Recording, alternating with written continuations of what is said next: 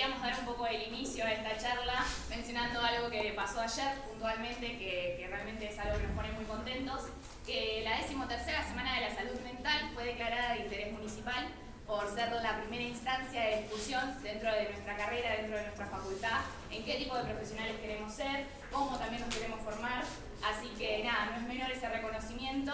Por otro lado, también a 15 años también de la sanción de nuestra ley de salud mental, nos parece fundamental repensar y rever hoy en día nuestro plan de estudio, las discusiones, las corrientes y las miradas que necesitamos tener, también haciendo protagonistas a los estudiantes en esta discusión. Así que mismo también habrán visto que a lo largo de estas semanas estuvimos pasando por curso, llevando una encuesta para hacerlos parte, para escucharlos, para que puedan poner también su opinión ahí, de cómo pensar y rever nuestro plan de estudio, qué incorporar, qué discusiones traer también. Para quienes todavía no lo hicieron, invitarles a que puedan participar, a que puedan realizar esta encuesta. Para quienes ya lo hicieron, agradecerles también por esa participación.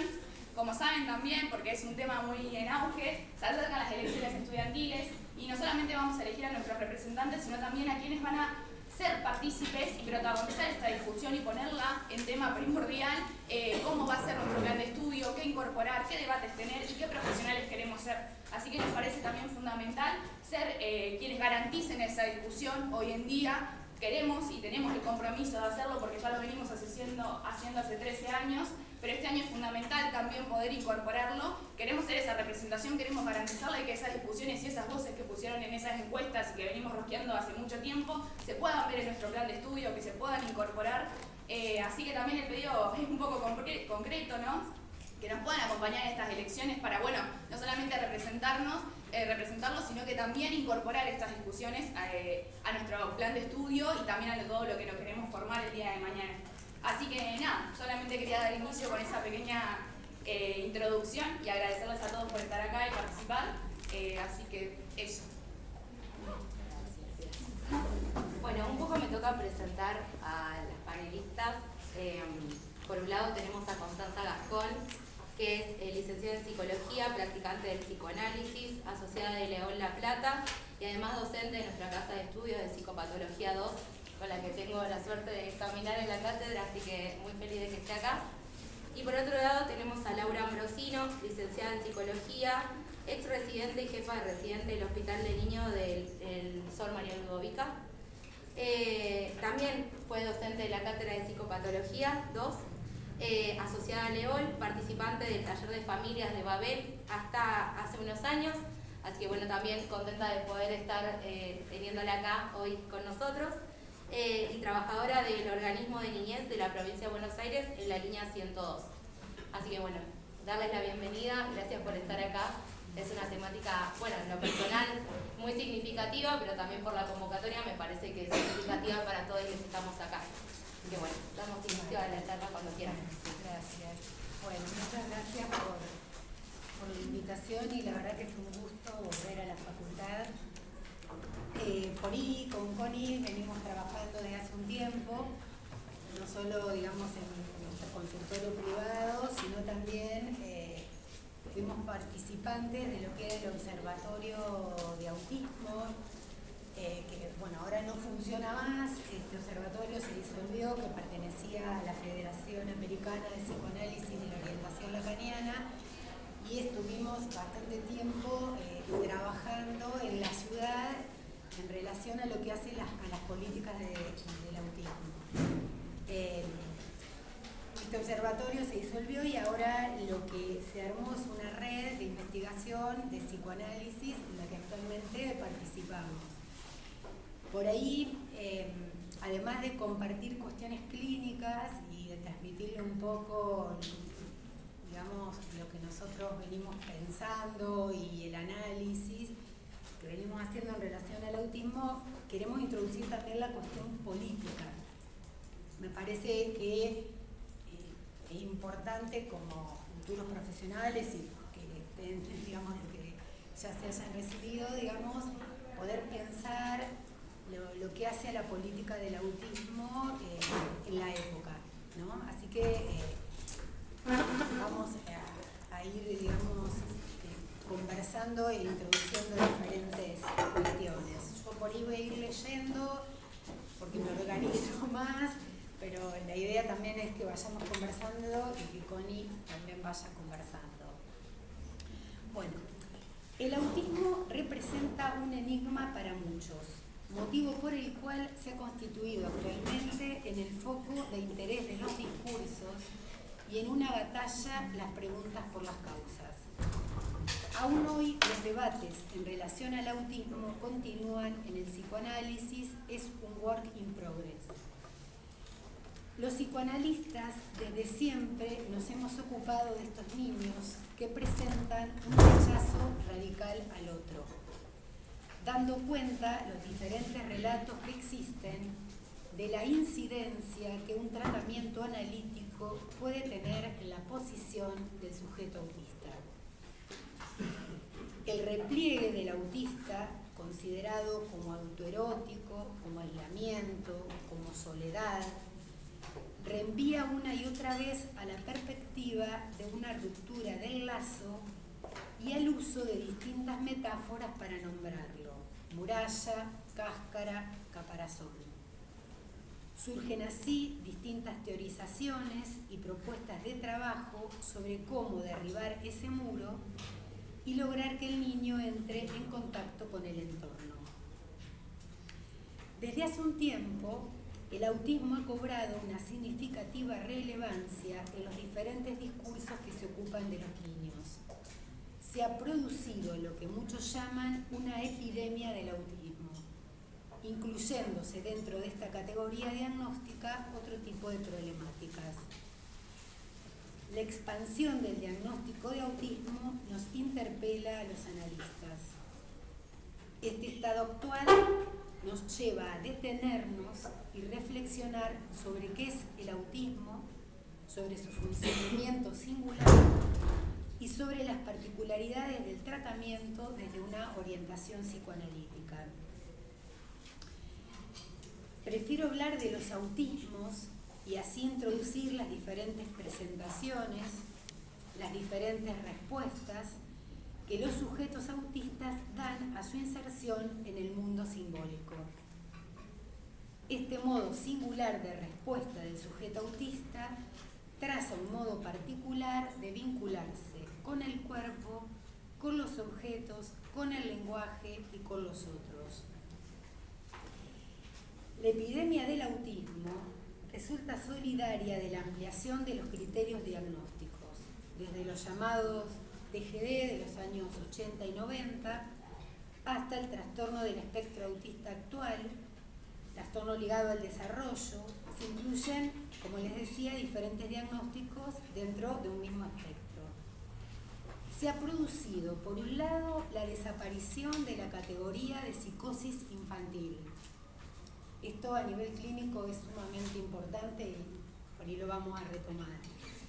Y una prevalencia del trastorno del espectro autista como diagnóstico que patologiza la infancia. Todos pueden llegar a ser más o menos autistas dentro del espectro en la medida que atañe a un número cada vez más amplio. La noción de trastorno da cuenta de una desviación en relación a una norma. El discurso de la ciencia ha reducido el autismo a una problemática de habilidades, de hándicap, produciéndose un desplazamiento de la clínica a la reeducación. El acento puesto sobre el cerebro reduce al sujeto a un funcionamiento neuronal, ante lo cual no hay sufrimiento sintomático que abordar, sino trastornos a eliminar y reeducar. La oferta de tratamiento es estándar, protocolizada, privilegiada, las llamadas TCC. Dice Miquel Basol, que es un psicoanalista de la escuela de la AMP, el clásico manual del DCM, que ha ido extendiendo de manera tan ambigua el término autismo, hasta transformarlo en ese trastorno de espectro autista cada vez más inespecífico, responde a un modelo de descripción estadístico. El furor descriptivo y estadístico fue ganando así la partida hasta ser hoy de este manual un pesado instrumento, cada vez más inoperante, para una clínica que de hecho desapareció en combate ya hace tiempo.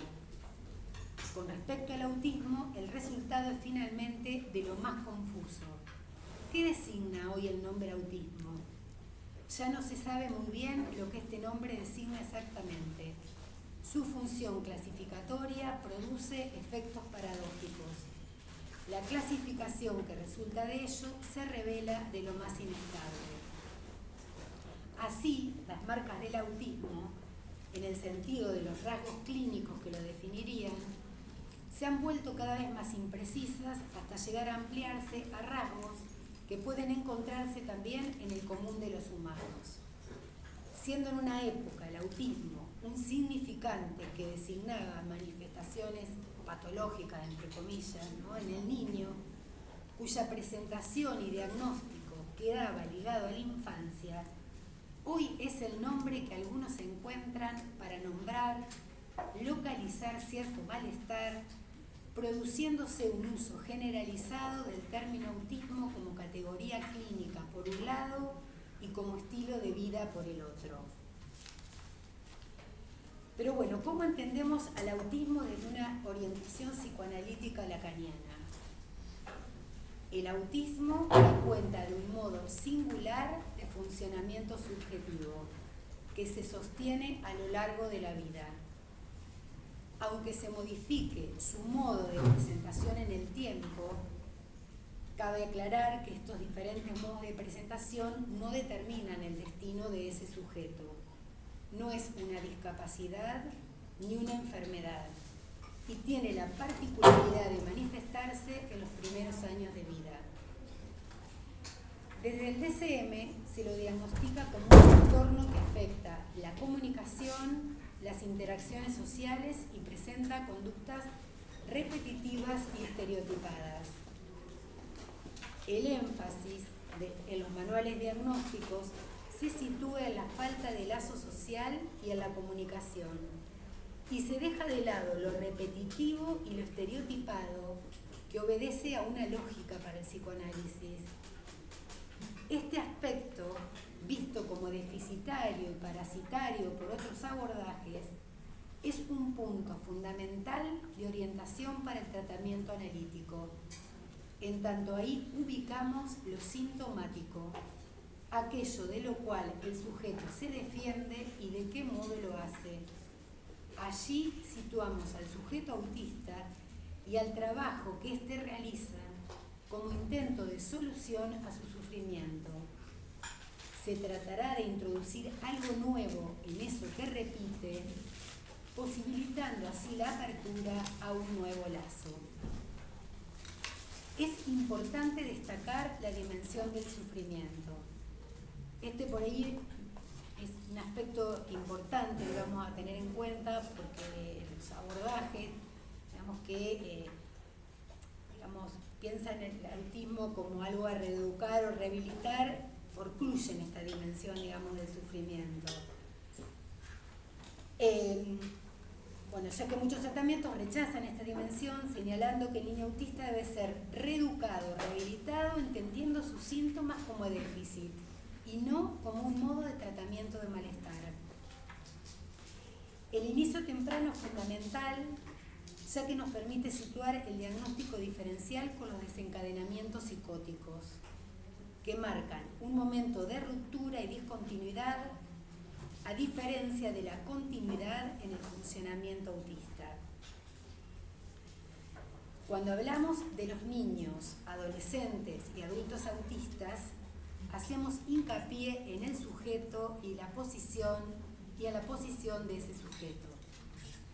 Cuando hablamos de sujeto, nos referimos a la respuesta singular que cada uno da a aquello que será crucial en su vida. De entrada, existe una respuesta singular del sujeto a lo que le viene del otro, es decir, al mundo simbólico que lo recibe y a quienes se ocupan de él. Se trata de una respuesta que no depende de la voluntad y que no se explica con simples argumentos. La posición de sujeto responde de algún modo a las leyes del lenguaje por el que todo sujeto está afectado aún antes de nacer. La posición subjetiva, por ejemplo, la podemos ver ante determinadas enfermedades, situaciones familiares o traumáticas, pero no puede establecerse una relación causa-efecto, ya que se obtienen diferentes respuestas ante iguales situaciones. Allí ubicamos lo que Lacan llamó la insondable decisión del ser, como aquello que funda la estructura subjetiva mediante un mecanismo determinado. Por ejemplo, los padres en ocasiones pueden situar esas respuestas. Les voy a compartir una pequeña viñeta clínica. Los padres de J, de 3 años, refieren que no habían advertido en el niño ninguna dificultad hasta una hospitalización prolongada al año y 8 meses, con múltiples intervenciones a nivel del cuerpo, situando este acontecimiento como una discontinuidad que marcó un cambio radical. Dirán, internamos a un niño y nos fuimos de alta con otro, dando cuenta del repliegue y la pérdida de habilidades adquiridas. Pero ¿qué caracteriza el autismo en su sentido más general? Si por algo es reconocible el autismo, es por el repliegue sobre sí mismo que el niño efectúa en un momento muy temprano. Se trata de la burbuja, caparazón, encapsulamiento, en la que el niño se encierra para protegerse de un mundo que vive como extremadamente hostil. La posición del sujeto autista fue en su momento decir un no radical a todo aquello que implica depender del otro para entrar en el mundo. No se trata de una elección pensada ni premeditada, se corresponde con una decisión vital. Se trata de una defensa radical frente a la angustia, en el momento donde el lazo con el otro se está armando. Esta defensa hace que el sujeto autista necesite cierto orden preestablecido, el armado de ciertos circuitos, contar con la presencia de determinados objetos para sostener cierta estabilidad en su mundo. La estructura subjetiva da cuenta de algo que no va a cambiar, en este caso el autismo. No se cura del autismo, pero sí se producen cambios en la relación de ese sujeto con el cuerpo, el lenguaje y los otros, a partir de la constitución de un borde, el desplazamiento del encapsulamiento y la creación de un objeto que es la orientación del tratamiento analítico.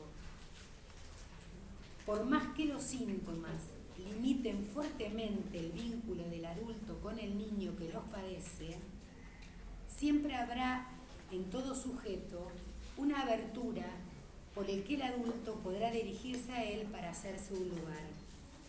Siempre que el adulto, padres, analistas, acompañantes terapéuticos, esté dispuesto a aceptar las condiciones que el niño impone en el vínculo con los otros, podrá abrirse una vía de acceso al sujeto y entonces será posible la creación de un nuevo lazo.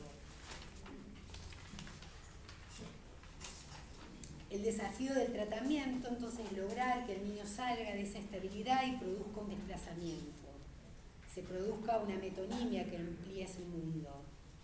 Tiene como punto de partida el lazo sutil, que así nombramos la transferencia, ¿no? en el autismo, que puede construirse dentro del dispositivo para dar lugar a la contingencia del encuentro que de alguna manera implica su consentimiento. Para el psicoanálisis, las soluciones son singulares. No hay protocolo que pueda resultar posible para todos. La política del síntoma orienta nuestro trabajo en la práctica con otros, evitando los efectos segregativos del derecho universal, siendo posible solo por la vía del síntoma inventar un nuevo lazo. Y les voy a compartir para terminar una pequeña viñeta que le llamé la contingencia de un estornudo. Cuando recibo a D, este ingresa raudamente al consultorio girando como un trompo, sin reparar mi presencia y sin responder a mis palabras. Deambula de un lado al otro silencioso. Los padres refieren el interés de D en las fichas. Reparando en su gusto por las fichas, agarro una caja de fichas y las empiezo a distribuir sobre el escritorio. D agarra las fichas, se sienta en el piso y las distribuye alrededor suyo, quedando encerrado en el círculo de las fichas, dejándome al margen, permaneciendo en su burbuja, girándolas una y otra vez. Permanezco a la par, silenciosa. Cualquier intento de tomar una ficha, mi movimiento es detenido para arrebatármela y continuar con los giros. Repite la misma secuencia en otras sesiones, evitando cualquier intervención de mi parte. En una sesión permanezco sentada en una silla a su lado. Un estornudo de su parte hace que yo reproduzca ese sonido de manera enérgica. Da vuelta la cabeza, me mira diciendo "ah", dirigiendo su mirada a mi boca. Reproduzco el sonido, esbozando de una sonrisa ante la repetición del mismo. Sitúo ese momento como el punto inaugural de la transferencia, un momento donde el niño, consciente de la presencia del analista, estableciéndose un lazo sutil. A partir de ese momento, D comienza a sostener la mirada, dirigiéndola al analista, para convocarla a agarrar las fichas o reproducir sonidos. A su vez, se produce una ampliación de los objetos de su interés. Bien. Esto por ahí. Eso está bueno porque nos ubica un poco en lo que es la clínica con el sujeto autista, donde normalmente nos encontramos con que se presenta de un modo donde trae, por supuesto, sus invenciones, ¿no? las maneras en que ellos se encuentran para defenderse del otro y defenderse un poco del mundo, que se les vuelve demasiado real, ¿no? Lacan dice que estos niños están en lo real, ¿no? Y que no tienen esos recursos simbólicos imaginarios para poder comprender o para poder dar sentido a lo real. Entonces, lo que arman, los síntomas o las invenciones que ellos tienen, o esas relaciones a algunos objetos privilegiados que vemos, ¿no? Que vienen por ahí pegados a una mochila o pegados a algún objeto en particular y se mueven con eso, o vestidos de determinada manera. Bueno, eso de alguna manera son invenciones que les permiten a ellos armarse un cuerpo y poder así tener una relación con el mundo, con los otros, con los objetos, menos sufriente, menos invasiva, ¿no? Porque ellos carecen de alguna manera de lo que nosotros tenemos como el cuerpo, como borde, ¿no? Esta separación interno-externo, y entonces con esos elementos y con esas invenciones que constituyen el neoborde, así le llama Laurent a esta invención, ellos de alguna manera pueden vivir de una manera menos sufriente, ¿no? En el mundo. Entonces, cuando recibimos a un sujeto en un análisis, en el consultorio, o en una institución, lo que primero vamos a observar es con qué cuenta ese sujeto, ¿no? Para relacionarse con nosotros. A veces no tienen mucho y a veces traen un armado, esto que vemos acá, que Laura cuenta de este niño que arma ahí en la escena del consultorio todo un borde con las piezas y le dice hasta acá, ¿no? Si ella iba a tocar una fichita, quieta ahí. Como que hay algo de eso que uno tiene que respetar porque por algo está, ¿no? Alguna función cumple. Muchas veces pasa que con algunas terapéuticas cognitivo-conductuales que intentan de alguna manera normativizar o reeducar a estos sujetos, lo que intentan es sacarles, ¿no? o extraerles esos objetos o esas invenciones con las que vienen, y eso provoca una gran angustia, un gran desborde, una angustia que, ¿no? Sí, porque ese armado, digamos, esas invenciones, esas soluciones tienen una función, digamos, para el sujeto autista. Por eso me parecía importante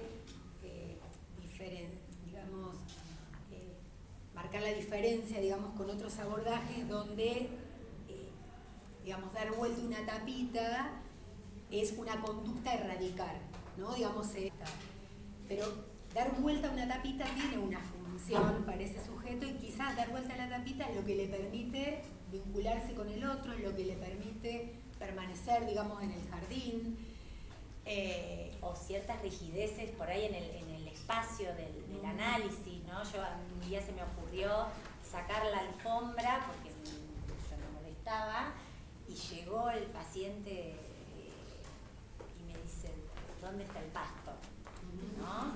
Entonces, ¿qué pasa? Entonces abre, ¿viste? Como inquieto, molesto, ¿no? De que había algo del ambiente donde él venía siempre y que siempre permanecía igual, que estaba cambiado, ¿no? Entonces abre el placar y encuentra el pasto, que era la alfombra, despliega la alfombra, se sube arriba con el sujeto y dice, ahora sí, ¿no? Como que había algo del marco que yo no había captado ni me había dado cuenta que para él era tan importante ese marco, que era la alfombra, donde él se situaba y tenía quizás un borde, ¿no? Y desde donde él podía, bueno, ponerse a jugar, armar las fichas.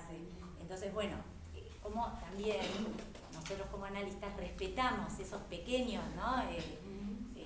Bueno, esas pequeñas rigideces, si bien intentamos también conmoverlas, ¿no? Y agujerearlas un poquito para ver si se pueden volver un poquito más flexibles, hay cosas con las que, bueno, uno sabe que se tiene que acomodar, ¿no? Y tiene que decir, bueno, evidentemente este niño, yo pongo la alfombra cuando está por venir él. Es más, ahora directamente no la pongo y él llega y la pone como para acomodarlo un poco, pero bueno, hay algo de eso que yo ya sé que va a suceder porque, bueno, aparte dice, vamos a jugar al jardín y entonces el tacho de basura, esto va a ser el tacho, dice, ¿no? Como que arma toda la escena del jardín en el consultorio. Y desde ahí puede, bueno, por supuesto hace como un trabajo solitario ahí, ¿no?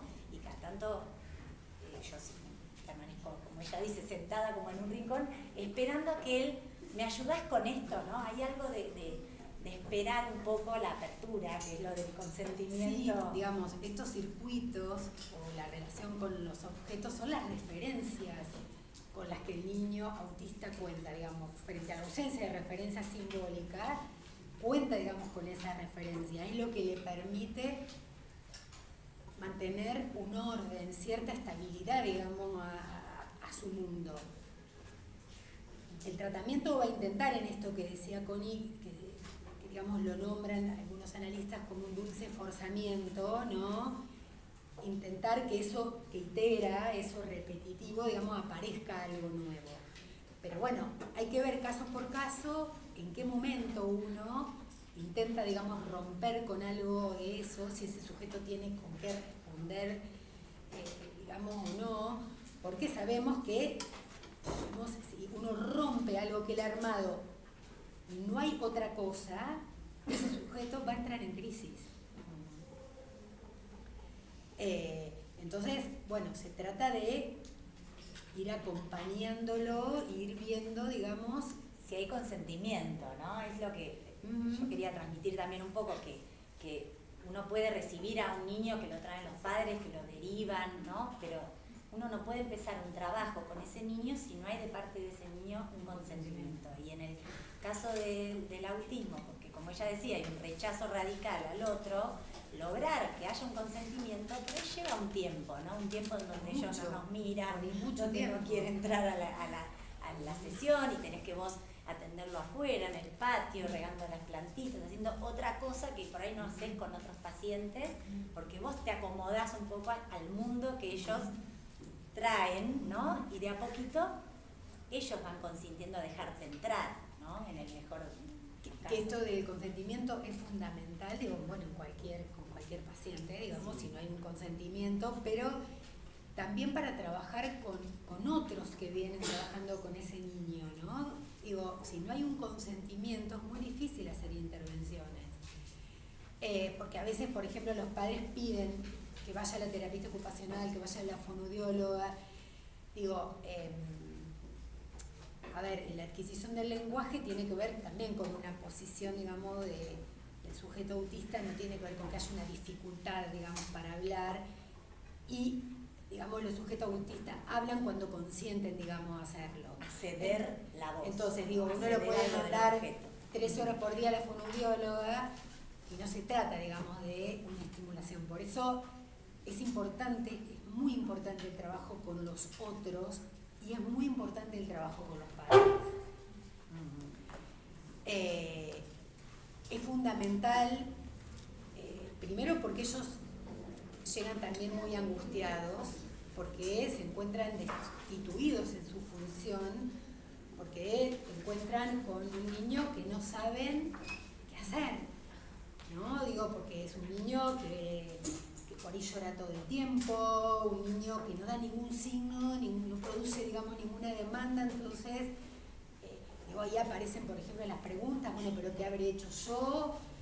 ¿Por qué, digamos, le pasa esto? Y elaborar, digamos, un montón de hipótesis, entonces. Y la diferencia entre el niño que ellos habían imaginado, ¿no? Y de lo que habían hablado y lo idealizaron, con este niño que en realidad es diferente a lo que ellos se habían imaginado, ¿no? Ni mejor ni peor, es diferente y hay que hacer también el duelo por ese niño ideal que no es, ¿no? Entonces, capaz que vienen a veces, bueno, muy angustiados o también enojados, ¿no? ¿Por qué no habla? ¿Por qué esto? ¿Por qué no puede esto? ¿Por qué no puede lo otro? Y desde el psicoanálisis intentamos como, bueno, no puede esto, pero esto puede, ¿no? Como rescatar quizás algo que sí, ¿no? Para que los padres también empiecen a revalorizar ese sujeto más allá de sus dificultades y sus hándicaps. Bueno, no habla, pero mira cómo, qué sé yo, mira cómo arma con legos un mega castillo, ¿no? Y entonces, como, no sé, me da como la sensación como de que uno trata como de divinizar un poco la mirada de esos padres que están, viste, un poco, bueno, ¿no? Caídos, porque de repente este niño no les devuelve lo que ellos habían imaginado que iba a ser su hijo. Y entonces ir rescatando algo de esa singularidad, de esa invención. Y decirle de la invención subjetiva, porque también es verdad que, por eso también yo decía de introducir un poco la cuestión, digamos, de la política. Digo, por un lado en esto que yo introduje de la epidemia del autismo, si bien es verdad que uno llega a diagnosticar, digamos, más casos, pero también es verdad que hay una sobrediagnosticación en el sentido que hay muchísimos casos que no se tratan de autismo, algo que llevó, digamos, este sobrediagnóstico es la desaparición de la categoría psicosis infantil. No es lo mismo un autismo que una psicosis y supone una dirección de tratamiento, digamos, diferente. Eso por un lado. Por otro lado, digamos, hay un impulso a lo que se llama el diagnóstico precoz. Nosotros preferimos hablar de intervenciones tempranas, no de diagnósticos precoces, porque a veces son, más que precoces, demasiado apresurados, y a veces hay determinados momentos en la vida de un niño o de determinados niños que pueden estar un poco desenganchados del otro y no necesariamente se trata de casos de autismo. Eso lo vimos mucho después de la pandemia, llegaban muchos chicos al consultorio sin lenguaje, bastante desconectados, y no se trataban, digamos, de casos de autismo. Hay ahora, digamos, una tendencia demasiado rápida a la maestra dice es autista, el pediatra dice autista, la vecina dice autista, digo, rápidamente todo el mundo diagnostica. Eso por un lado de los niños, y por otro lado, bueno, también este uso que se está haciendo, digamos, del término autismo en relación a la autopercepción, que me parece que es importante, digamos, porque alguien se nombra autista, ¿no? Digo, porque me parece que más que hablar de un diagnóstico ahí, es un nombre que alguien encuentra para nombrar un malestar, pero no necesariamente, digamos, se trata de una estructura. De un diagnóstico de estructura. De un diagnóstico de estructura. Por ahí, digamos, esto me parece importante porque, bueno, además hay como un auge, ¿no? De los... yo era autista y ahora me diagnosticaron de adulto. Digo, insisto, digo, quizás haya muchos casos que sí, pero en muchos casos es eso. Alguien con cierto malestar encontró un nombre que nombra, digamos, a cierto malestar. Y hay que respetar, digamos, porque hay que ver eso, el uso que cada uno hace de ese nombre, que quizás pueda encontrar un nombre más propio, porque ese es un nombre de una categoría que nombra, que bueno, esto también ha traído otras cuestiones, introdujo lo de la neurona. Bueno, ¿no? por eso el subtítulo también, ¿no? Claro, lo de las paradojas y las resonancias en la época, porque es verdad que escuchamos mucho en redes, ¿no? Bueno, prolifera eso, ¿no? Que yo me di cuenta que soy autista porque no me gusta el color rojo, o porque no me gusta comer frutilla. O sea, hay cuestiones como que puede ser un rasgo, puede ser algo que pueda aparecer en un cuadro, pero que eso no lo hace un diagnóstico de estructura. Y entonces, nada, nosotros lo que por ahí defendemos es que el diagnóstico se hace en transferencia, que hay un respeto por eso, ¿no? Que es algo a lo que uno arriba después de bastante tiempo y tiene que ver con los movimientos también que se producen en la clínica. Y tiene que ver con una posición subjetiva del diagnóstico, no con una descripción, digamos, de datos. Porque esto también es lo que generó el TEA, digamos. Claro, como es un gran espectro. Cualquiera, digamos, puede entrar, ¿no? Porque en realidad la época nombra la desinserción en el otro, o cierta dificultad en el otro, es nombrado como autismo. ¿No? Digo, hay algo de la época que empuja, digamos, a eso. Pero el diagnóstico es, como dice Connie, en transferencia, lleva, digamos, por ahí su tiempo y tiene que ver con la posición. Digo, uno lo que ahí, digamos, va a evaluar es la posición del sujeto y cuál es la respuesta frente a lo real. Sí, cómo se relaciona con el otro, cómo se relaciona con los objetos, cómo es ese cuerpo, ¿no? Ante qué cuestiones se angustia, cuáles son sus defensas, ¿no? Son cuestiones mucho más importantes que estas cuestiones por ahí descriptivas. Y además pensaba, cuando decías esto de la época, algo del autismo, del goce, ¿no? El goce es autista por naturaleza, la satisfacción. Es una época, claro. Y es una época de uno solo gozando, ¿no? Con la pantallita, con el ejercicio, y eso que nos cortocircuita del otro, no necesariamente es autismo, propia estructura autista, es un modo de gozar autoerótico que de alguna manera en la época promueve. Porque es una época de las soledades. Estamos en una época donde cada uno está con su aparatito. Así. Digo, así como el niño autista está con sus objetitos, cada uno, entonces digo, me parece que eso es también lo que ha tocado la época, ¿no? De otra manera. Porque significante pega tanto. Porque significante, digamos, pega y porque se hace tanto uso, digamos, de este significante. Que también, bueno, quizás han escuchado, también hay todo un movimiento de lo que se llama de la neurodivergencia, que, bueno, que es un movimiento que tiene que ver, digamos, con la conquista de ciertos derechos, que se introduce, digamos, este movimiento también algo de la singularidad, ¿no? Si bien el acento está puesto, digamos, en el cerebro, digo, donde plantea cada uno tiene su modo de funcionamiento, digamos, cerebral, pero bueno, ahí, digamos, hay como, se reivindica algo de la singularidad, pero después la respuesta en lo que sería los tratamientos o a lo que uno necesita, terminan para siendo, digamos, mismo. estándar, Claro. para todos iguales. Y justo hablábamos con Connie, que yo decía que, bueno, que recordaba, digamos, a Miquel Bassols, que lo nombré, que es un psicoanalista español, donde él decía que el problema del autismo es un problema de la civilización. ¿Y por qué dice que el problema del autismo es un problema de la civilización? Porque en realidad la época intenta arrasar con la subjetividad y reducir a los sujetos a máquinas. Entonces, bueno, digo, en ese punto también me parece que es importante pensar. Y a los analistas a inteligencia artificial. Sí, por eso es importante pensar cuando decían qué planes de estudio queremos, qué orientación, digamos, para la carrera, también pensar, ¿no?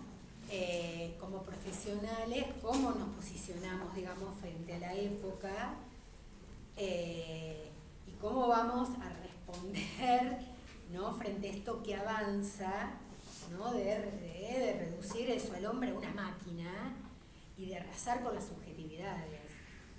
Con el sufrimiento, ¿no? Con lo más propio. Con lo más propio del ser humano. Que es el Digo, sufrimiento porque y la hay un respuesta arrasamiento que de tiene la que ver. humanidad, digamos. Entonces, digo, me parece que y el autismo todo el tiempo nos pone, digamos, en escena esto, porque podríamos decir que es el sujeto que más se lo intenta reeducar, que se lo intenta adaptar y que se intenta borrar su subjetividad. Y cuando recibimos a pacientes que les han arrasado sus invenciones, digamos, son sujetos que bueno, que es muy difícil después trabajar porque no tienen con qué. Entonces, bueno, eso también, digamos, ¿no? Bueno, cómo cada uno desde su lugar va a responder a la época, a qué dice que sí, a qué, digamos, dice que no. Pensaba, para dar un ejemplo de estas invenciones, que unas de ellas pueden ser los saberes específicos, ¿no? Cuando estos adolescentes, niños, vienen como con un saber superlativo sobre algo y solo quieren hablar de eso, y bueno, y uno como analista tiene que consentir hablar con él de eso y hacer preguntas sobre eso, porque si le preguntas otra cosa, se va a cerrar. O sea, hay que ver que eso es su manera de enlazarse al otro. Entonces, hay muchos padres que vienen como quejándose, solamente habla de Mario Bros.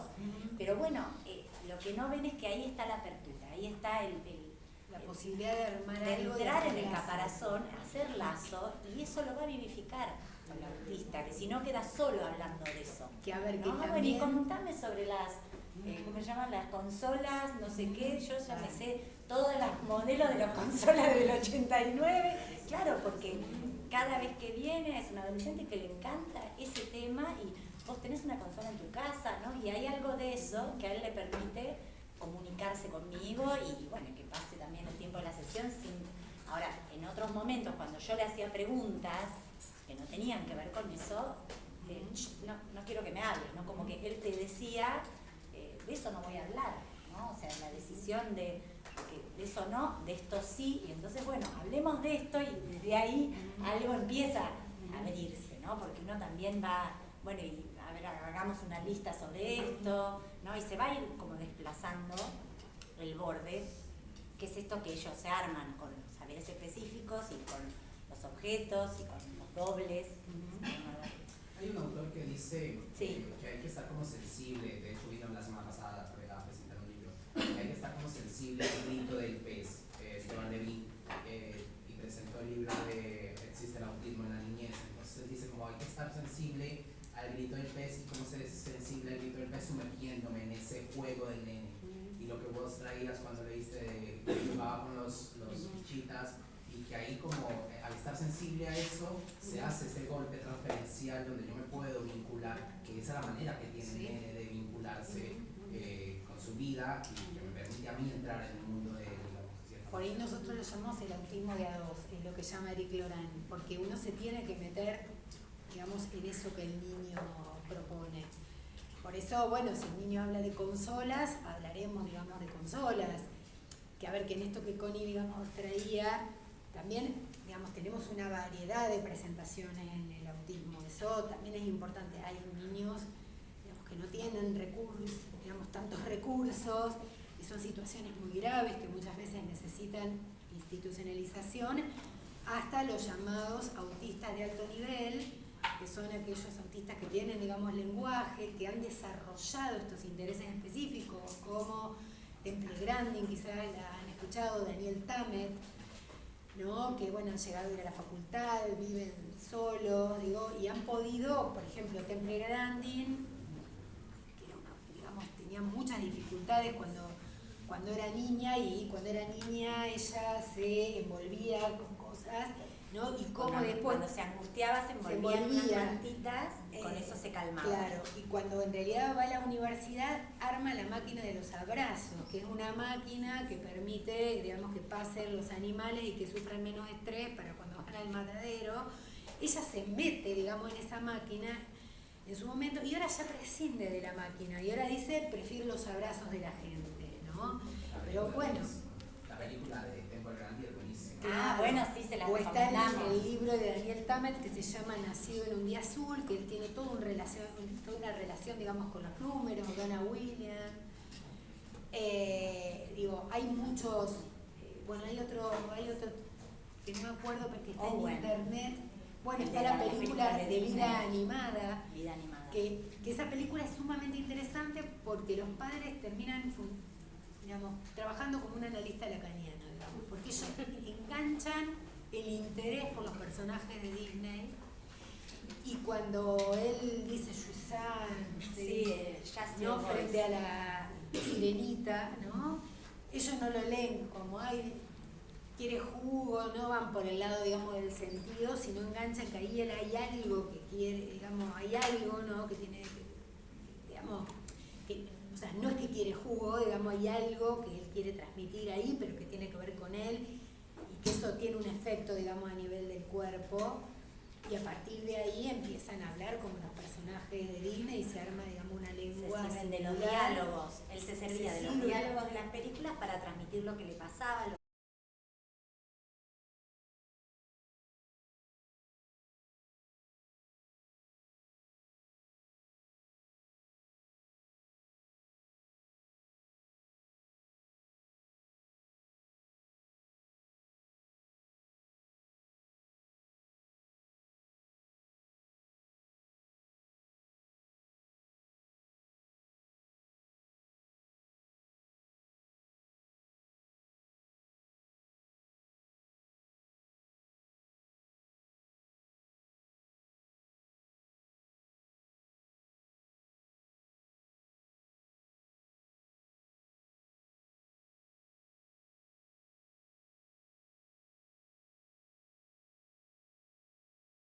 especializando en eso, ampliando además sus ampliando. intereses, que a veces eso los llevan, esos intereses a veces hacen que, lo orienten en la elección de una carrera universitaria, por ejemplo, hay muchos que pueden. Yo tengo un pacientito que viene con el ventilador, viste la cosa del ventilador, viene, lo prende, lo apaga, lo mira para atrás, lo mira para adelante, ¿no?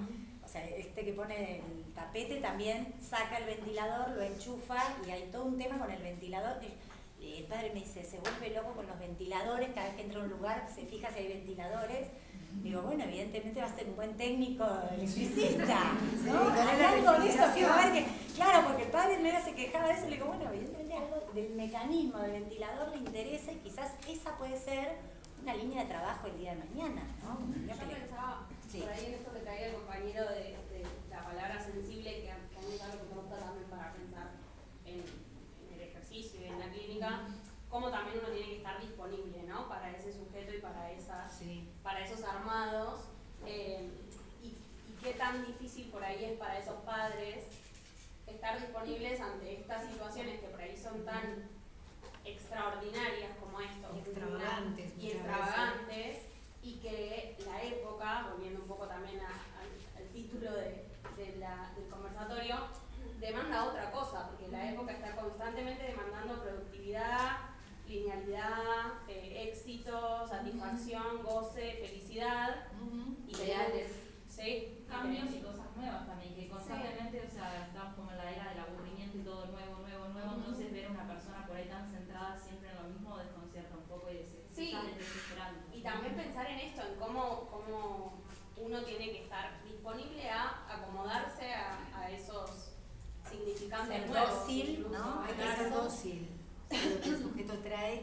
Por eso digo que el trabajo con los padres es fundamental, porque cuando los padres entienden que eso tan extravagante, tan raro, tan molesto para el otro, lo más propio es lo más propio y es lo que al niño le permite, digamos, habitar el mundo de una manera menos sufriente, primero dejan de sufrir ellos y acompañan al niño en sus invenciones y la vida se le hace mucho más fácil, pero para todos. Sí, y sobre todo en esta preocupación, yo acompañé a un niño autista durante un año en el jardín, esta preocupación de los adultos de pensarlo como un sujeto vacío, como un sujeto que no produce, que no siente, que no le pasa nada, que nada lo atraviesa, porque su vínculo con el mundo es nulo en algunos puntos, y cómo retomar estas pequeñas invenciones también le permite a los padres ver esto que decías vos, pero mirá lo que hace. Revalorizarlo. Exacto, ¿no? como volverlo a poner en el lugar de su más que darle un rato. Ese también es un trabajo, digamos, armar ahí un niño donde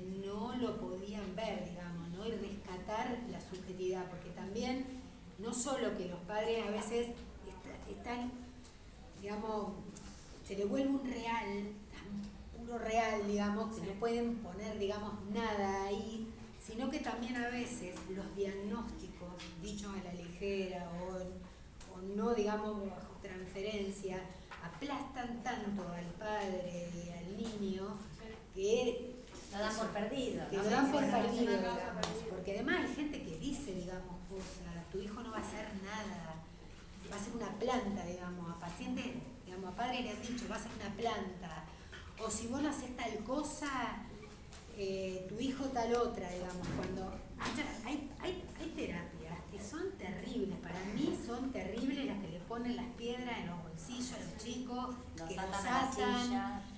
o sea, para mí eso, digamos, es violación a los derechos humanos, porque realmente, digamos, es tremendo. Y hay padres que no quieren ese tipo, digamos, de terapia. Yo, por ejemplo, la madre de un paciente que se encuentra con otra madre, que la otra le dice, ¿cómo que no vas con ideología? Y ella me dice, yo prefiero que mi hijo hable cuando quiera y no que hable como un loro.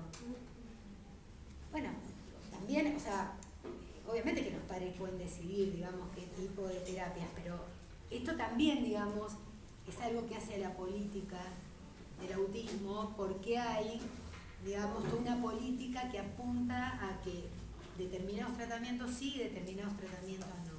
De hecho, es un obstáculo al momento de las obras sociales. Sí, a veces un CUT o un certificado de discapacidad termina siendo una garantía de acceso a estos tratamientos para ciertos, porque pienso, podemos pensar el autismo en un lugar de clase social estándar y lo podemos pensar en un lugar de vulnerabilidad completa y cómo a veces ese diagnóstico que es tan nocivo para recibir para esos padres implica un acceso A veces es la un salud. acceso y sabemos eso Sí. y contamos con eso, pero hay que poder transmitir a los Claro. padres que en todo caso se está haciendo esto para que puedan tener acceso al tratamiento y que no necesariamente lo que se Claro. pone ahí es una marca indeleble, porque bueno, suele tener ese efecto, ¿no? El CUR, bueno, es un discapacitado y lo será siempre, ¿no? Como algo de eso que uno pueda relativizar, ¿no? Y que pueda decir, vamos a hacer uso del certificado pero en realidad para que él tenga tratamiento, para que te sea más liviano sostenerlo, y bueno, sí. No, yo tenía una pregunta en esto que habías dicho de divinizar, como muy de tercero igual. De divinizar a los padres, de poder aceptar, o bueno, esa idea o ese imaginario de que ponen en el niño, de lo que va a hacer, y bueno, llevarse como todo esto que es totalmente distinto de lo justo. En el momento de trabajar con esos sujetos, no solamente trabajás con el sujeto que es autista, sino que también con los padres, ¿no? Por supuesto, es muy importante. ¿Cómo es eso también de poder llevarte con no solamente el proceso de un sujeto autista, sino que también los familiares que están con él? Claro, porque en realidad ellos vienen, son traídos por esos padres que se quedan ahí también en la sala de espera esperándolos, o que los vienen a buscar y uno los puede citar en otros momentos, puede intervenir sobre ellos, sobre todo en estas cuestiones, si uno, por ahí cuando los citas y los escuchas, obviamente se angustian, te cuentan todo lo que, qué sé yo, lo que esperaban que sea y no fue. Entonces, esto que decía yo por ahí, de intentar que algo de la mirada de esos padres se divinice, bueno, tiene que ver con intervenciones que se hacen en análisis, con estos padres, ¿no? De, bueno, pero fíjate esto que decíamos recién, está bien, no puede todo esto, pero fíjate que puede esto. Bueno, fíjate esto que puede, si se puede trabajar en casa, porque evidentemente... Además, no hay que dejarlo afuera, porque ellos son los que más saben en relación a sus hijos. A veces no saben que saben. se sienten Pero como ellos son los que impotentes y más son los que más saben. y los que más nos pueden orientar, digamos, en el trabajo. ¿Con qué se calma? ¿Qué le Un gusta? psicoanalista que es Antonio Vichacha, que es el que crea la práctica entre varios, que es una práctica, digamos, de la orientación lacaniana. Él decía, digamos, que no hay que dejar, digamos, afuera a los padres. Nosotros los tenemos que convocar, necesitamos de ellos. El saber lo tienen ellos, digamos, insisto, aunque no lo sepan que lo tienen. nosotros por ahí los vemos 40 minutos una vez por semana y ellos están todos los días de la semana, todo el día con ellos. Entonces, lo que nosotros podemos llegar a trabajar en ese ratito semanal, si nosotros lo podemos transmitir a esos padres después pueden llevarlo en casa a cabo, ¿no? Sí, además, trabajar, a ver, digamos, los padres tienen mucha demanda, digamos, de la escuela, se ven, digamos, interpelados en un montón de situaciones. Entonces, también hay que trabajar para que ellos puedan transmitir también a esos otros cuestiones en relación a sus hijos y poder orientar, digamos, en cómo trabajar. Sí, a mí me pasaba esta cuestión de divinizar, porque bueno, para capaz los que estamos o cursamos ya Evo 1, como nos ponen el rol de los padres, de la madre, de bueno, imponer ese deseo a ese niño. ¿Qué pasa? Que bueno, el padre que no puede aceptarlo tampoco, que realmente no puede divinizar a ese niño que está por venir o que ya vino en realidad y se topa con esta sorpresa, porque es realmente tipo, bueno, es esto, lo ves una vez a la semana y con el padre convive todo eso y cómo se trabaja, cómo se articula también para que ese padre pueda generar las herramientas suficientes. Hay que trabajarlo y hay que darle tiempo, digamos. A ver, cuando los padres reciben un diagnóstico, cuando de pronto se dan cuenta que hay algo que no funciona como debería, digamos, funcionar, todo el armado, como decía Connie, que había, se desarmó. Bueno, y hay que volver a armar otra cosa. La sombra hablada que se Claro, trae. justamente yo estaba pensando en mierda, eso, duelar ese ideal de hijo, duelar primero ese ideal de hijo que tenías y después volver a catequizar a un niño. A un niño con sus invenciones, con sus peculiaridades. Que a ver, esto es para todos los padres, por digo esto, todos los padres tienen que duelar el ideal del niño. El niño nunca es el que se esperaba. Pero cuando hay un niño con una dificultad, eso se vuelve, digamos, mucho más presente. Sí, no, mi pregunta iba más por el lado. Entiendo que el paciente sería el caso del niño. Sí. Los padres sirven de informantes claves, pero no sería recomendable que los padres inicien su propio tratamiento para trabajar todo esto de la herida narcisista. Sí, siempre eso estaría buenísimo, ¿no? Que cada uno Fuera tenga que su no sea la espacio misma psicóloga. para. Sí, lo que pasa que. Igual eso no hay problema que la misma psicóloga trabaje con los padres. No, Eso porque son- no es que estás analizando a los padres, sino No, por que estás eso, interviniendo Igual los a padres. ver, Sí. uno a los padres los recibe también como sujetos y uno irá a escuchar qué significó ese niño para cada uno. Digo, a ver, esto también por ahí es importante lo que hace la clínica con niños en general.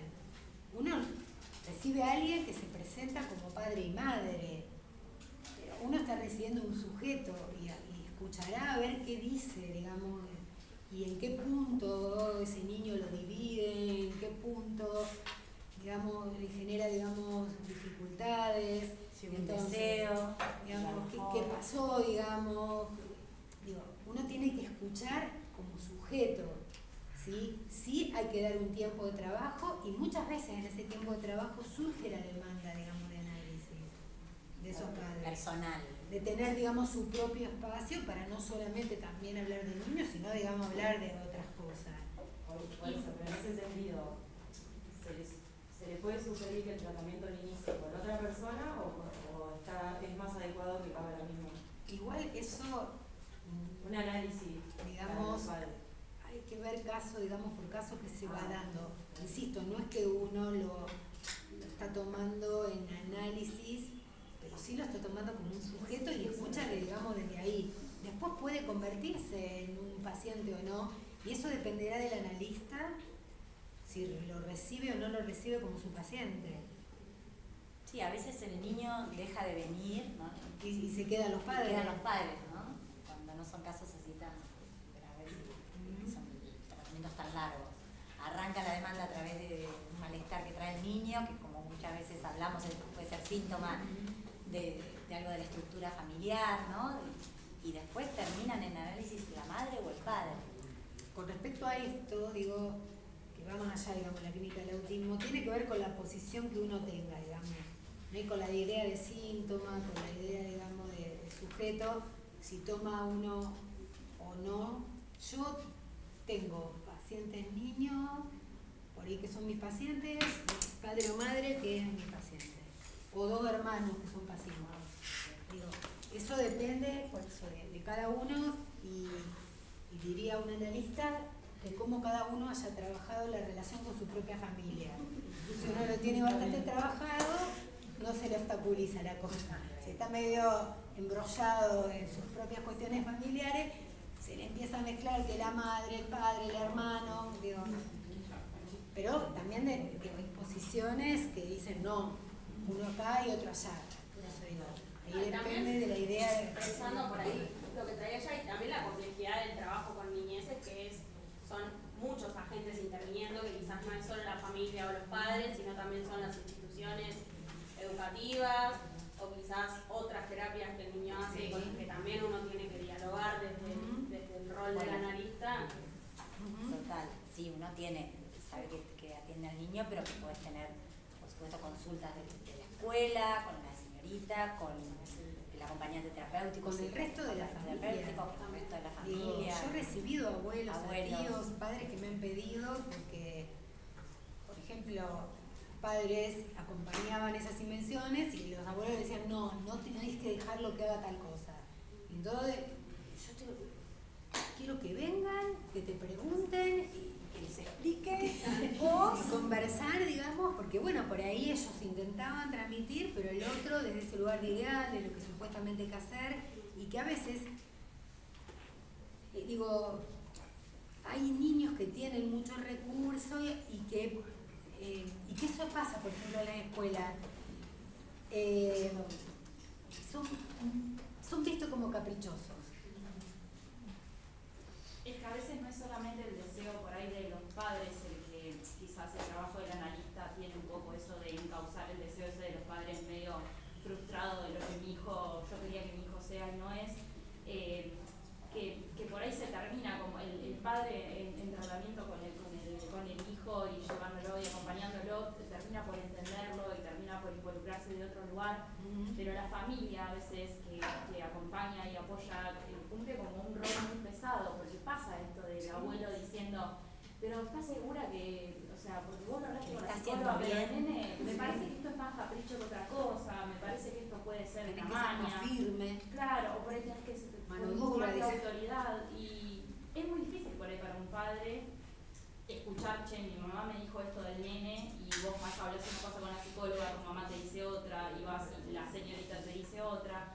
Entonces te encontrás con ese hijo que vos estás aprendiendo a entenderlo y a comprenderlo y a entender toda su subjetividad y todo lo que es desde ese lugar de individualidad, y también convivir en contexto con lo que quieren los abuelos, la sociedad. Eso también porque el niño está como en un lugar muy de objeto de la sociedad. Entonces todos hablan del niño, que el caprichoso, que esto, lo otro. Me parece que la diferencia es que cuando uno lo toma en análisis, lo toma como sujeto, ¿no? Y también uno transmite a los padres eso también, ¿no? Como que este es un sujeto con sus intenciones, con su sufrimiento, y que por ahí eso no tienen por qué saberlo toda la sociedad, ¿no? Pero bueno, estaría bueno, ¿no? Que en el colegio las señoritas o las personas que educan a los niños los puedan, ¿no? tomar como sujetos. Claro, ¿no? hay una demanda, hay una exigencia desde la afuera y desde el entorno que los objetalizan, los normativizan, los ponen, ¿no? Y es muy difícil llevar esa contracara con por ahí un análisis. Claro, porque el discurso del psicoanálisis es el reverso del discurso del amo, ¿no? El discurso del amo intenta, ¿no? meter a todos en la cajita. Y quizás, bueno, en un análisis justamente se trata de otra cosa. Digamos. Bueno, y a esto, mencionando una cuestión más política, si quieren, que yo les comentaba del movimiento neurodivergente, en general, bueno, hay gente que no es autista, pero los que hay de alto nivel son autistas de alto nivel, digamos, que tienen un montón de recursos. Esto ha generado una polémica entre lo que se llaman los Aspien, que son los Asperger, y lo que se llaman las mamis azules, que son las madres de los niños autistas. Porque, digamos, se hace un planteo de que está bien, digamos, por un lado esto, que no se trata de una enfermedad ni de una discapacidad, sino también ahí se plantea que tiene que ver con un funcionamiento, pero hay como un intento de eliminar todo aquello que tenga que ver con el déficit. Entonces esto ha provocado que en lo que hace a lo que son las políticas de salud, por ejemplo, en algunos países, digamos, los paquetes económicos destinados se saquen, porque si total no se necesita, ¿no? Y hay un montón de sujetos que necesitan, digamos, de un montón de cosas. Entonces, por eso digo que se termina generando una política segregativa. La despatologización. Por un lado se despatologiza, pero quedan un montón por fuera, digamos, también el intentar que haya determinadas terapias, dejan un montón, digamos, de terapias por fuera. Entonces, bueno, me parece que es eso, tenemos que participar, digamos, de esos debates, porque, bueno, primero que eso, no es todo lo mismo, ¿no? Hay diferentes presentaciones y hay una compañera que quiere hablar. Justamente lo pensaba porque, bueno, soy atea y charlaba con algunos padres que tienen hijos con autismo, y justamente en este debate de cambiar de trastorno a condición del espectro autista, lo que comentaban ellos es que pasa que al no tener un diagnóstico como tal o no ser una discapacidad, no hay un recurso, digamos, con un nombrecito para la obra social que diga, entonces ya no te puedo cubrir terapias, es una condición, porque es una condición y la obra social dice, bueno, no te puedo cubrir. Y otras cosas, así que se van como quitando propias de las que necesitan, y quizás como al ser tan amplio que algunos chicos sí necesitan más terapias, más cobertura en algunas cosas, claro, y otros no tanto, ¿no? Y bueno, está justamente el tema de que si bien apoyamos a que puedan desarrollarse lo mejor que puedan y no estigmatizarlos en un trastorno, digamos que a nivel política pública termina siendo necesario ponerles un nombrecito para que puedan recibir justamente los derechos y las terapias y puedan acceder a todo eso. Sí. Sí, eso es algo que estuvimos hablando la otra vez en una conversación con gente de salud, de la municipalidad, pero bueno, parecería que en algunas obras sociales ya no están pidiendo tanto el CUD para acceder a las terapéuticas. Otras sí, lo siguen pidiendo, pero bueno, también saber que si lo piden se puede extender y todo, pero haciendo por ahí la salvedad de que eso es lo que hablábamos recién, de que no necesariamente ese nombre está nombrando a su hijo, que su hijo tiene nombre propio, ¿no? Y que eso en realidad es un recurso o una herramienta para acceder a la terapéutica, pero eso no lo nombra como sujeto.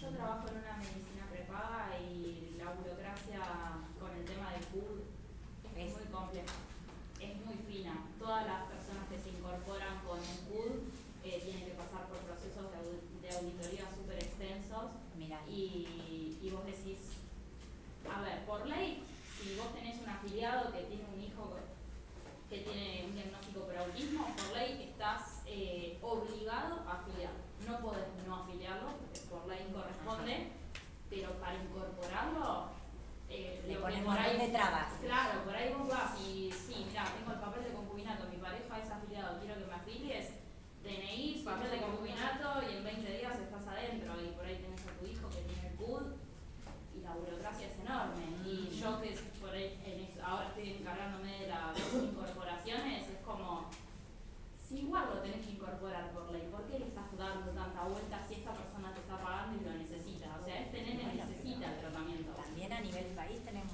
problemas con eso. Sí, por eso. Y también esto, también es verdad que hay un montón de gente que tiene CUD, digamos, por ejemplo, y que tiene diagnóstico de autismo y no es autista. Digo, esto, por ejemplo, es el otro planteo que surgió, digamos, en una oficina digamos, del sistema de salud, donde tienen, digamos, que generar los CUD. Digo, llegan muchos con el informe de un profesional y la junta evaluadora determina realmente, digamos, con criterio que no. Pero bueno, también sabemos que, por eso digo que es una cuestión política, digo que hay mucho negocio, así, ¿no? Y a veces se extienden, digamos, informes con diagnósticos para que puedan acceder a determinadas instituciones. Sí, ni hablar de los montos que les pasan de esas coberturas. Por ahí vos sos una persona que tiene cierto aporte y y tu plan se llega a cubrir con tu aporte y, no sé, en este caso, en la empresa donde yo trabajo, les hacen firmar la declaración jurada de salud antes de darles el valor de cobertura. Entonces es como, bueno, si viene una persona que tiene un hijo con el PUD, lo que por ahí a vos un plan te podría salir, no sé, 200.000 pesos por mes, a esa persona le sale 350. Entonces les conviene que el afiliado se cambie de empresa, porque a mí me sale como dueño carísimo cubrirte. Entonces esas cosas que parecen re locas, suceden, porque yo lo veo todos los días. Entonces hay que hablar de política en estos casos, porque estas personas, esos tratamientos los necesitan, estas terapias los necesitan. Sí, también, a ver, el pedido del CUD, digamos. El CUD es una decisión de los padres, si le quieren tramitar el CUD o no. Es verdad que te da acceso a ciertos derechos, pero bueno. Pero las obras sociales piden el CUD para acompañante, para un montón de cosas. ¿Pero por qué se pide el CUD? Porque se recibe un porcentaje en dinero de la Dirección Nacional de Salud, no sé, bueno. Entonces, Sí, está todo. Sí. Bueno. Sí, esto es otra charla. Esto es un debate, política digamos, de salud. política de salud y más en esta época. Paradoja de la época. En estos tiempos. Pensaba yo también en esto que, relacionado a todo esto, pero por ahí yendo para otro lado, en esto que decían de, bueno, pensar al niño con un nombre propio y también quitar todos estos ideales que hablábamos que no son solo de la familia, sino de las instituciones, de la sociedad y todo eso, como también, como la contracara de por ahí esto que traías vos de la, ¿cómo lo habías nombrado? La epidemia de los diagnósticos, digo, la contracara por ahí buena también fue esto de empezar a concientizar a la sociedad de que estos sujetos con esos diagnósticos, con esas realidades tan disímiles, habitan con nosotros la sociedad y a veces uno puede ser más solidario y más amigable con la vida y cómo atraviesan esos sujetos la vida, como para mostrar otra cara linda, digo, de lo que surgió con eso, y pienso por ahí, no sé, en las funciones distendidas que se empezaron a hacer en los cines y en los teatros, digo, también como cierta apertura, cierta generar facilidad a esa esas características particulares. Sí, Tal la cual. inclusión laboral, digo, un montón de cosas. Sí, la concientización Es importante y necesaria. Yo quiero hacer una pregunta y quiero volver un poco más al tecnicismo de lo que es el autismo. Nombraron que como padres uno tiene que renunciar al ideal del niño, que se tiene que velar eso. Mi pregunta es, ¿cómo es el procedimiento desde un lado profesional ante un niño que los padres no tienen la noción del autismo, no duelaron ese ideal y además le arrebataron esas formas que él tenía para comunicarse mejor, para transitar estas estructuras, estas barreras que él encontraba para comunicarse? ¿Cómo procede el profesional ante un chico que se le arrebató eso? Dijeron que es muy complicado, pero ¿cómo es el procedimiento? Y hay que trabajar y con tiempo, y se necesita tiempo. Porque es una barrera muy difícil de cruzar cuando un padre no acepta. A ver, hay situaciones que uno se encuentra con un límite, digo, o bueno, los padres insisten y uno no por eso deja de trabajar con el niño, porque digo, por un lado, uno lo recibe porque lo recibe como un sujeto, si uno creería que todo tiene que ver con los padres, se trabajaría con los padres y no se trabajaría, digamos, con el niño. Digo, depende, digamos, de cada situación. Hay situaciones donde uno se encuentra con el límite y uno puede seguir trabajando con los niños y los niños pueden, a pesar de los padres, digamos, de los padres, digo, ir haciendo, digamos, su recorrido. A veces el niño, yo me acuerdo que tenía un paciente que en realidad, digamos, lo trajeron cuando él estuvo mucho mejor y se logró la escolaridad, la madre se lo quiso llevar. Y el chico le empezó a decir, quiero lo de Laura, quiero lo de Laura, quiero lo de Laura, quiero lo de Laura, y no paraba, quiero lo de Laura, y lo trajo, digamos, y en realidad fue, ¿pero qué pasa acá? Bueno, lo que pasa es que yo le daba, digamos, un lugar, que él podía, digamos, hablar de sus cosas, y eso tuvo un efecto, digamos, ese pedido insistente del niño de querer volver a un lugar donde él era alojado y recibido. De un modo diferente. De un modo diferente, digo, tuvo un efecto, digamos, sobre los padres. También tengo otro paciente que no subía el ascensor y el padre me decía que tenía que trabajar que el paciente subiera el ascensor y qué importante que era para la vida del pibe que subiera un ascensor o no. Bueno, sí, no importa, digamos. Y yo seguí trabajando igual, digamos, más allá que era el pedido de los padres que subiera el ascensor. Capaz que la demanda del niño era otra cosa. La demanda del niño era otra cosa. Es verdad que no subí el ascensor hasta que yo un día me rompí una rodilla y yo dije, si vos querés subir por la escalera, yo tengo que subir por el ascensor y subí el ascensor.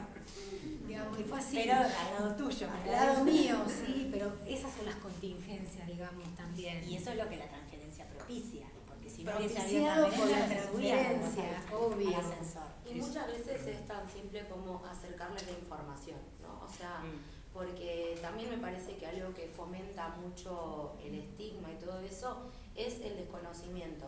O sea, hay un montón de padres que desconocen qué sucede, y en esta ímpetu de querer saber lo que le pasa y la desesperación, que obviamente te genera angustia, bueno, en el mejor de los casos, ¿no? Que genera angustia, en el otro caso capaz que no le importa, pero bueno, en el mejor de los casos que te genera angustia, me parece que también es acercar un poco, ¿no? La información, bueno, mira esto, mira lo otro, pero yo me acuerdo que con Connie lo hemos hablado en algún momento, que bueno, se piensa que el autismo es solo una condición de los niños y que capaz su hijo nunca va a llegar a tener 40 años. Bueno, un poco la posición singular y venir al mundo de una manera es algo que nos pasa a todos. O sea, en nuestros análisis también tenemos nuestras invenciones, nuestras posiciones singulares, la información que tenemos que hacer. O sea, todo eso también pasa, solamente que es tal vez un poco más hostil, un poco más difícil, un poco seguramente, pero el desafío también de invitar a esos padres a proyectar, ¿no? Bueno, tu hijo también va a ser grande, o sea, va a tener, y ahí también un poco de lo de liquidizar, me parece que va de ese lado, ¿no? Porque a veces tendemos a pensar que, bueno, el autismo es una condición de niños chiquitos y después, bueno, a los 10 años ya dejó de ser autista. Esto también es importante trabajarlo con las instituciones, porque en realidad todo está montado para los niños autistas o para, digamos, vamos a decir, 3 a 18 años. Terminar los 18 años, o sea, cumplir los 18 años parece que se terminaron los sujetos autistas, digamos, y no hay propuestas. ¿No? Digo, entonces, bueno, eso también es un trabajo a hacer con las instituciones, con salud, con la universidad. Sí, con la universidad. Hay que trabajar. Por allá, pero ¿querían preguntar algo? Ah, entendí que sí. Y una mano levantada.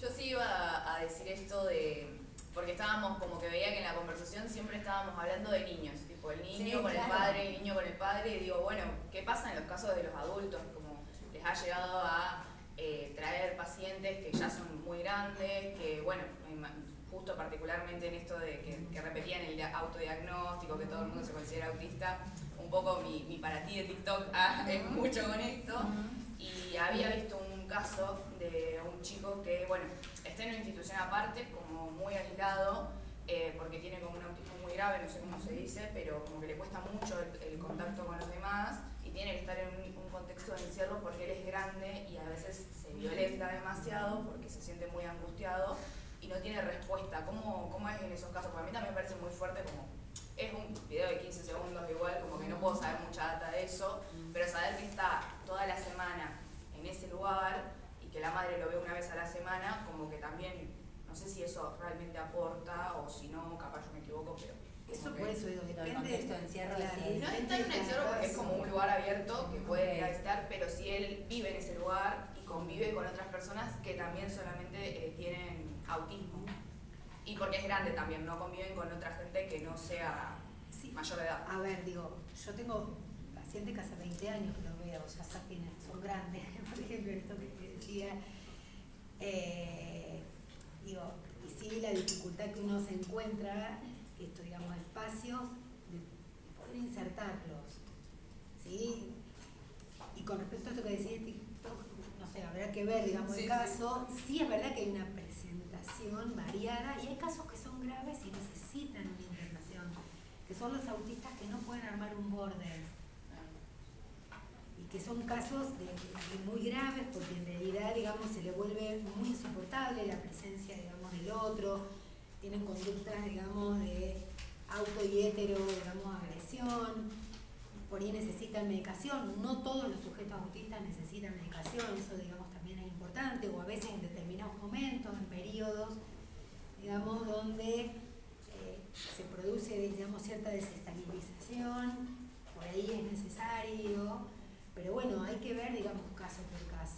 Y también hay padres que se les hace muy difícil, en ese punto también a mí me parece que no se trata, digamos, ni de adorar a aquellos padres que pueden hacer cosas y ver mal a alguien que no puede. Cada uno hace lo que puede, digamos, algunos pueden y pueden acompañar a sus hijos y otros. Para eso están muchas instituciones que pueden acompañar, digamos, a esos niños donde los padres se encuentran, digamos, con un límite, no pueden, no quieren, surgen distintas cosas. Sí, o no tienen los recursos tampoco. O no tienen los recursos. Yo pensaba en esto, en realidad, y también en lo que estábamos diciendo, esto de por ahí pensar en los adultos con autismo, que siento que por ahí el contraste que se da entre la infancia y la adultez es esto de los sujetos presentes. En el niño por ahí tenés más ojos mirando a ese niño constantemente, que porque tenés una escuela, una institución, hasta un club, digo, y la familia, y por ahí en el sujeto adulto ya las miradas se corren. Y también como a los niños por ahí se habilita más a esto de ser diferente o distinto, y en el adulto corrompe más, entonces se corre la mirada y se aleja, y por eso pensaba en esto que traías vos, digo, a veces quizás este sujeto, no sabemos, hipotetizando, quizás necesitaba un espacio así, aislarse de ese mundo que le resultaba tan cruel, y digo, y en algunos momentos pasa que la misma sociedad es la que termina aislando a esos sujetos que no entran en la lógica de lo que es ser un adulto normal o normativizado con las mismas expectativas y los mismos logros de una comunidad en particular. Siento que pasa un poco eso con visibilizar el autismo en la adultez, que termina cayendo en esa lógica de, bueno, no sos productivo, no servís, te excluimos. Que segregamos. Y ahí también es donde yo creo que entra de nuevo esto de hablar constantemente de lo que es salud mental y cómo acercarse. Yo tengo a mi primo que fue diagnosticado desde, no grande, pero para mí, o sea, entre los 11 y 12 años recién lo diagnosticaron con autismo de Asperger. Había muchas conductas de él cuando era chico, que bueno, de hecho vengo de una familia, mis papás son muy grandes, mis tíos también fueron padres grandes, entonces esta mente muy cerrada de no, hace esto porque es caprichoso, hace esto porque no sé, o han dicho, no, si es un loco, 1000 veces en charlas familiares y demás, y conductas, viste, que uno ahora lo entiende con este diagnóstico y con tratamiento, y cuando la familia realmente se involucró, bueno, che, tiene un diagnóstico, tiene esto, y la terapeuta me dijo que con esto y con esto y con esto va a andar bien, y yo vi pasar muchos años de terapia y de acompañamiento.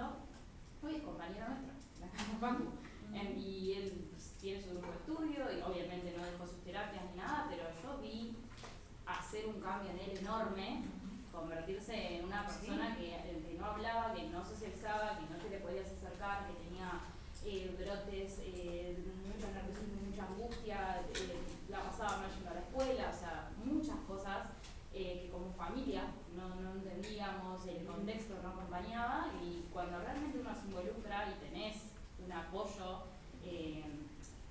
social, porque quieras o no, hoy en día está visto de otra manera, está aceptado de otra manera, uno se informa, tenés más recursos, ¿cómo eso cambia significativamente la vida del sujeto? Porque yo, no sé, hace años atrás... un consentimiento de parte de él. Claro. Eso me parece que no hay que olvidarse, digamos, que era consentido, digamos, a estas intervenciones y a lo que viene del otro. Sí, obvio.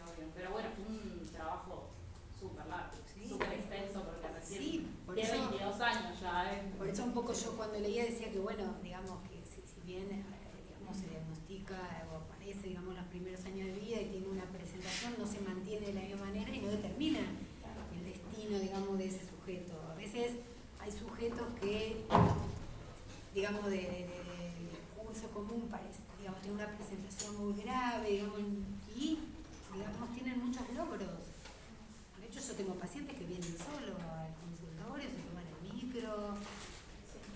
Y qué importante nosotros como analistas creer que pueden, ¿no? O sea, como esa cuestión también que, bueno, nosotros por ahí de la clínica más lacaniana, entonces llamamos deseo del analista, pero esa cuestión de realmente decir, dale, o sea, va a pasar, o sea, como confiar en el tratamiento, confiar en el proceso, confiar en las intervenciones, hacer apuestas, como todas esas cosas, me parece, lo digo más discutiéndonos de nuestro rol, ¿no? Y de lo potente que también es nuestro rol ahí para transformarle la vida a alguien realmente, y desde estas pequeñas cosas, escuchando, con una escucha activa y presente, en estar en los detalles, en ver dónde está la apertura ahí para decir, bueno, a partir de esto puedo construir algo, puedo construir una invención ahí para recuperar algo de ese, como eso, ¿no? Bueno, No sé si alguien quiere hacer alguna pregunta más. nos podemos quedar hablando hasta la vida. Sí, podemos seguir Además, hablando. ¿quiénes pueden hacer las dos? Hacemos parte 2 el año que viene. Si alguien se quedó con Bueno, ganas. gracias por venir, gracias por el Sí, interés, gracias por las por preguntas. escucharnos. Que más haya allá sido de una ida y conversación. vuelta, ¿no? ¿Viste? Hablar solo, que es medio... Espero que no hayamos recibido cosas demasiado complicadas, que se haya entendido un poco. Espero que hayamos causado Que el deseo que nos hayamos de causado analistas, de niños, que faltan muchos. a poder, digamos, sí, poder, bueno, investigar en relación, digamos, al autismo, pero también a tomar una posición ética. Y yo quería agradecerles también porque sé que, bueno, son muy requeridas y se hicieron el tiempo de poder estar acá en la 13ª semana y que, nada, muy valioso el aporte también porque son grandes militantes de las políticas del autismo y eso me parece que no es menor y no da lo mismo a quienes nos interesa y plantamos bandera también desde un lugar, me parece que es súper importante ponerle voz. Y también no dejarles de decir que el martes 29 tenemos el cierre de la Semana de la Salud Mental con un panelista increíble, sorpresa, que va a salir en unos días. Así que les dejo ahí el bichito. No, sí, más allá de preguntas y todo eso, que me parecía importante también, si no sé si alguien tiene alguna reflexión, las compañeras tipo mencionaron mucho esto de la posición que tiene que tener un analista, esta temática de la cantidad de personas que estamos hoy en día en esta aula también implica que nos interesa esta discusión, que es esencial en nuestro plan de estudio. No sé si alguien quiere decir algo, una reflexión, alguna opinión también, o algo de lo que fue surgiendo de la charla, o de lo que es también esta semana o estas instancias de formación, ¿no? O si en estos días les surge y quieren mandarles a las chicas y las chicas nos dicen, podemos responder preguntas, intercambiar. Si en algún momento quieren investigar sobre el tema, también se pueden ofrecer espacios de investigación. Desde la Secretaría de Carteles de la Orientación de la EOL. Sí, bueno, se pueden acercar, digamos, a la sección, la EOL sección La Plata, que está ahí 50. Digamos, tenemos una, digamos, desde la Escuela de la Orientación Lacanera tiene una modalidad de trabajo que fue propuesta por Lacan que se llama los cárteles. No tiene nada que ver con la droga. No es de droga, chicos. Estamos hablando de... Claro. ¿Qué nombre igual? ¿Por qué el nombre? Tiene una historia, pero no me acuerdo bien. La había leído este año, porque tiene una historia que tiene que ver con una puerta, con algo del sobre, pero bueno, que digamos son 4 más 1. Digamos, la estructura es eso, 4 personas más 1. Ese 1 es un extimo, digamos, y que tiene la función un poco de causar el trabajo. Cada uno elige, digamos, se concentra en relación a un tema, pero cada uno elige lo que se llama, digamos, no se llama un tema, se llama un rasgo, que sería como un tema. Lo que pasa es que es diferente porque siempre algo de lo propio toca ese tema. Pero bueno, el espacio ahora va a haber un buscacártel, pero todavía no tengo fecha, si no ya lo hubiera promocionado. Sigan la página. Que el buscacártel es un lugar donde contamos de qué se trata el cártel y quien quiera hacer va, dice más o menos el tema y nosotros lo juntamos. Eso pueden meterse en la página de la EOL, sección La Plata, que está en Facebook, hay una página web, Instagram. Mañana son nuestras jornadas. Aparejados. ¿Cómo se llama la página? EOL, sección La Plata. Y si no, también para los que no cursaron todavía Psicopato 2, los esperamos ahí. y para abrir todas estas discusiones que a nosotras nos encanta, nos apasiona. Podemos estar 400 horas hablando de esto.